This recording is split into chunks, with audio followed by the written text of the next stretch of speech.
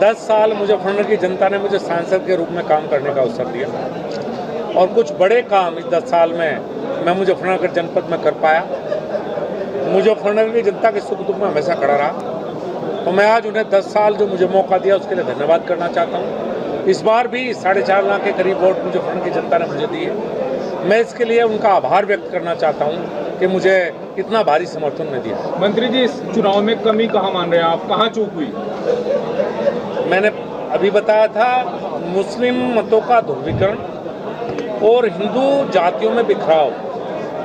हिंदू की voting percentage कम और मुस्लिम की वोटिंग परसेंटेज ज़्यादा इस चुनाव में मुख्य रूप से हार का आधार रहा। मंत्री जी, आपकी पार्टी के पूर्व विधायक विक्रम सैनी ने जिला अध्यक्ष पर आरोप लगाया कि उनकी वजह से आप ये चुनाव आ रहे हैं। विक्रम सैनी और सुधीर सैनी दोनों ने मेरे चुनाव में दिल से मेहनत की है। आपस का इनका विवाद हो सकता है, मेरे चुनाव से लेकर कोई बात नहीं, दोनों में। मंत्री जी कह रहे हैं कि उनकी अनदेखी करी गई। अगर कार्यकर्ता ने बात की है तो मैं इसे स्वीकार कर लूंगा और सुधार करने का प्रयास करूंगा। मंत्री, जिस तरह से आप विकास कर रहे थे, क्या विकास पर रोक लगे, आगे बढ़ेगा विकास? हाँ, दिक्कतें तो चूंकि केंद्र में भारतीय जनता पार्टी की सरकार है, प्रदेश में भारतीय जनता पार्टी की सरकार है और हमारे जो नवनियुक्त सांसद है जिन्हें मैं बधाई दूंगा सबसे पहले तो चुनाव जीतने की, उनका कभी फोकस विकास की तरफ नहीं रहा। वो थाने तहसील की राजनीति हमेशा ज़्यादा करते रहे और उसी पर शायद उनका फोकस रहा है। तो एक आपका विजन होना चाहिए, फोकस होना चाहिए। मैं तो उनसे अनुरोध करूंगा कि विकास की राजनीति की शुरुआत के जनता ने उनको मौका। मंत्री जी, नए सांसद को कोई आपकी सलाह, जो आप पायलट प्रोजेक्ट कोई बनाना चाहते हो, इस तरह का कोई विकास कार्य कराना चाहते हो? RRTS के बहुत नज़दीक हम हैं।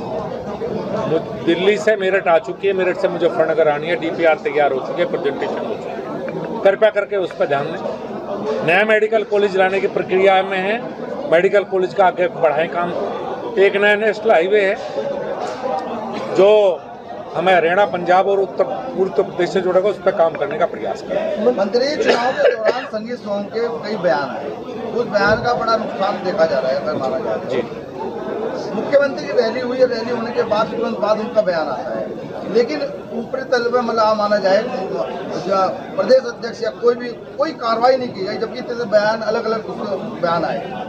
हाँ, मैं उम्मीद करता हूँ कि कार्रवाई होनी चाहिए थी और आगे भी उम्मीद रखूंगा अपनी पार्टी से कि जो बिल्कुल खुले तौर पर जिन्हें समाजवादी पार्टी का चुनाव लड़ा है और यहाँ बड़ी पोजीशन लिए हुए हैं और सरकारी सुविधाएं भी ले रहे हैं, तो कृपया करके पार्टी, मेरा निवेदन रहेगा, पार्टी इस पर शायद ध्यान देगी और कार्रवाई निश्चित। मंत्री जी, समाजवादी पार्टी के संसद जीतने के बाद हिंदू महिला के साथ छेड़छाड़ी घटना बढ़ी है, एक वीडियो वायरल हुआ था जाट कॉलोनी का, क्या कहेंगे आप इस बारे? कुछ लोगों को गलतफहमी हो गई थी कि सांसद बन गए तो बहुत बड़े बन गए।